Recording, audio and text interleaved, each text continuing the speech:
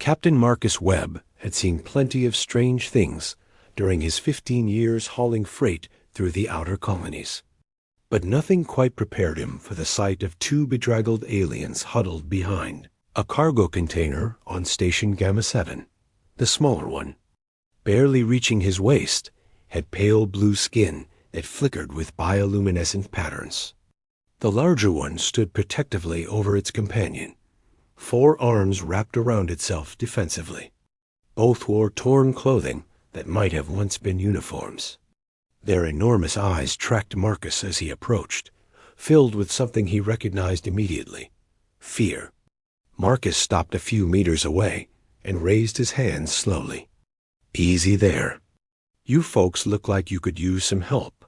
The larger alien spoke in a language Marcus didn't understand, its voice a melodic series of tones. The translation device on his belt caught up a moment later. "Please, human. We mean no harm. We only seek passage away from this place. Where are you trying to go?" "Anywhere. Anywhere but here." The alien's voice cracked with desperation. "They hunt us. The Dominion." Marcus had heard whispers about the Dominion, a sprawling empire that controlled dozens of sectors beyond human space. The rumors painted them as brutal, efficient, and utterly merciless toward anyone who defied their rule. "You running from them?" The smaller alien finally spoke, its voice thin and trembling. "We are the last. Our people refused to kneel. The Dominion made examples of us." Marcus felt something cold settle in his chest. He had seen refugees before, plenty of them, but there was something different about these two. The way they held themselves spoke of recent trauma, of horrors witnessed that no living being should have to endure. He made his decision in less than 3 seconds. "Come on.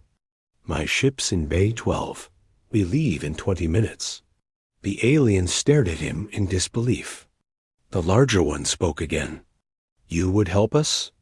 We have nothing to offer in payment. Our world is ash now." "Not everything needs payment," Marcus said. He gestured toward his cargo hauler, the steadfast runner, visible through the bay windows. "Besides, I've got room." The aliens followed him through the station's corridors, moving like ghosts.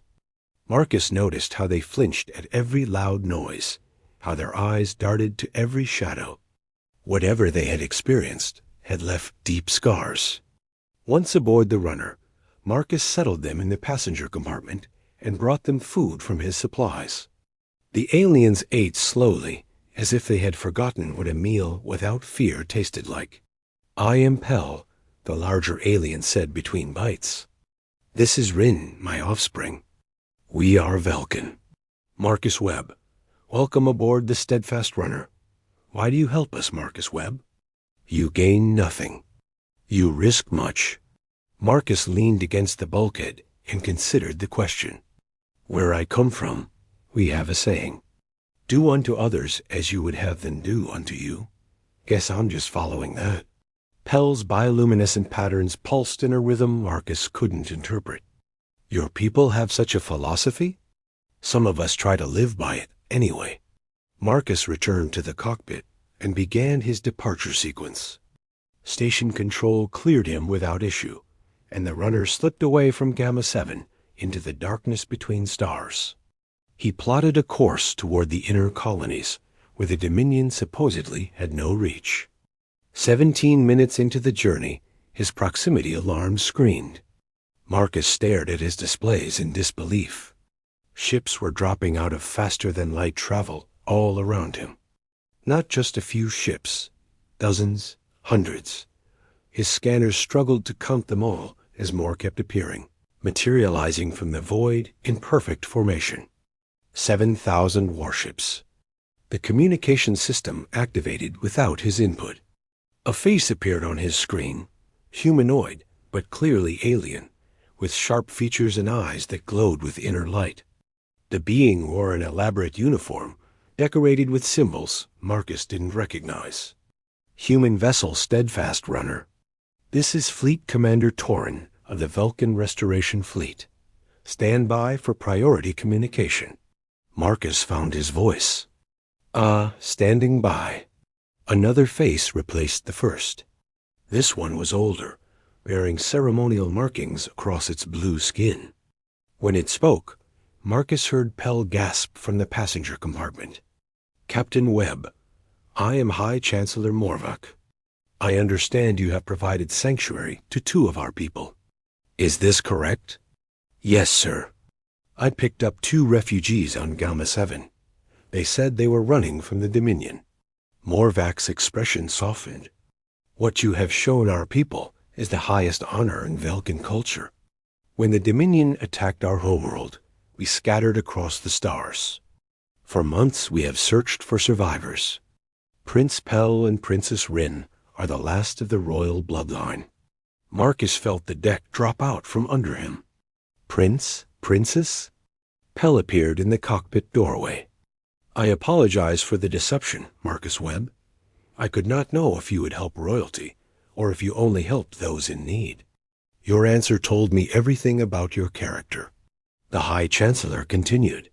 Captain Webb, you gave aid when you believed you would gain nothing. You risked your safety for strangers. This is the soul of what we Velkins hold sacred. You have restored to us our future. I just did what anyone should do, Marcus said weakly. But most do not. Morvik leaned forward. The Dominion pursues our people across 3 sectors. They seek to eliminate us entirely.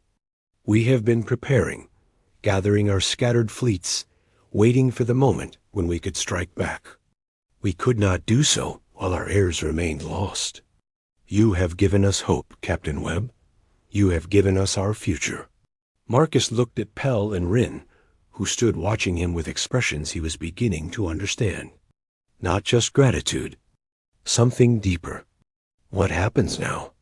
Now, Fleet Commander Torrens said, reappearing on the screen, we escort you to safety. And then, Captain Webb, we remind the Dominion why they should have never underestimated the Velkin.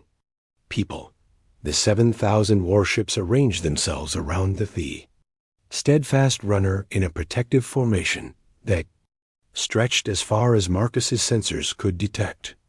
They moved as one, a wall of steel and determination.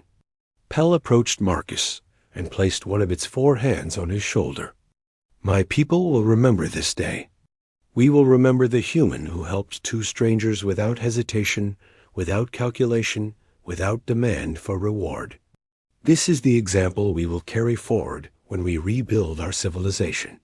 Marcus wanted to say something humble, something that would downplay what he had done, but the words died in his throat. He had simply helped 2 people who needed help. That was all.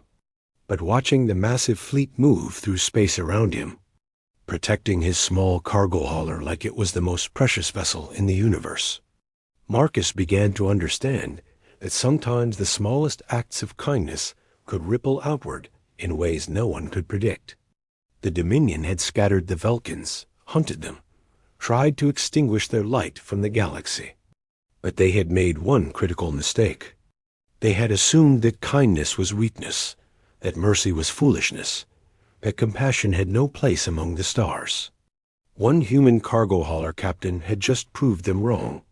So, Marcus said, settling back into his pilot's chair, anyone want to tell me exactly how this whole restoration thing is going to work? Pell's bioluminescent patterns pulsed in what Marcus was learning to recognize as Velkin laughter. It begins with remembering who we are. And thanks to you, Marcus Webb, we have been reminded. Outside the cockpit windows, 7,000 warships burned through the darkness, carrying with them the promise of a people who would rise again. And at the center of it all, protected and honored, flew one small cargo hauler captained by a man who had simply done the right thing. Sometimes that was enough to change the galaxy.